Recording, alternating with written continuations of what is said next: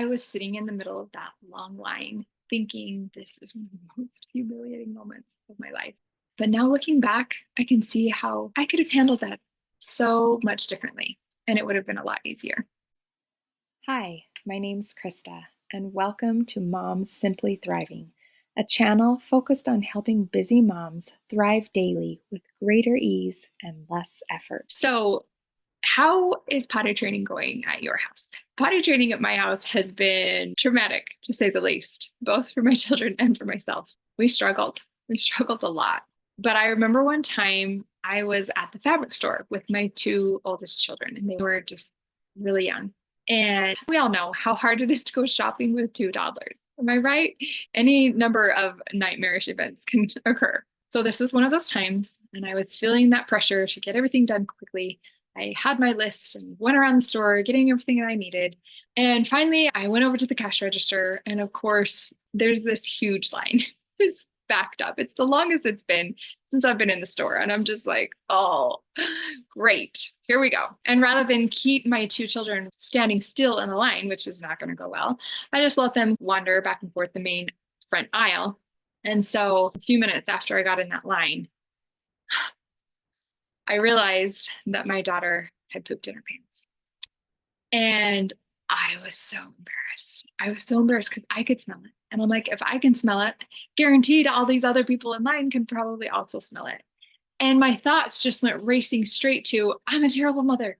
And what must all of these people be thinking?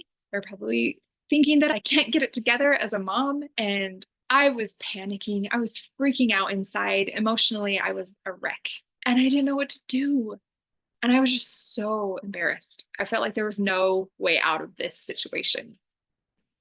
And I also remember feeling in that moment that I wasn't kind and understanding and patient and compassionate, all of those things that I would love to be as a mom.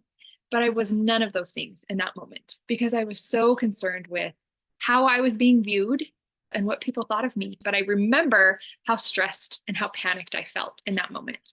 And now, as I look back, I can see that I would have handled that so much better if I had just accepted the reality that I was in and recognized myself that I wasn't the worst mom in the world because my child had an accident in a public place.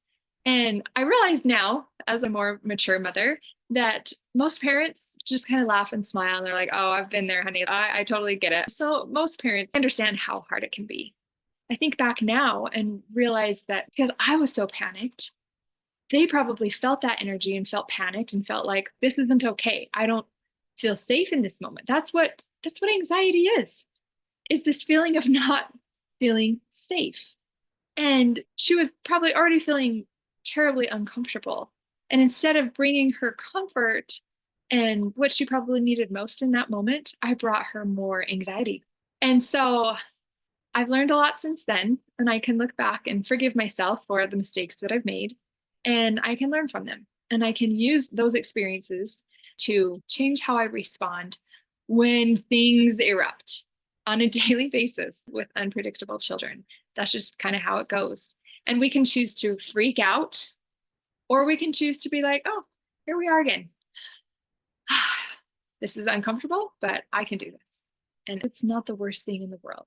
And I'm not the worst mother in the world because I let it happen. I remember feeling that way. I felt so responsible for my children's behavior. But now I know that it's okay. Whatever they're doing, it's okay. And it doesn't need to be a reflection of me. But what can serve as a reflection of me is how I respond, how I handle it. And that's so much more important. So I hope that you've gained something from this story.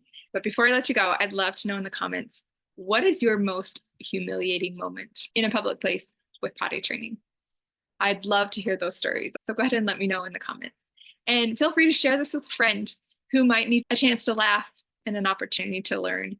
And have an awesome day.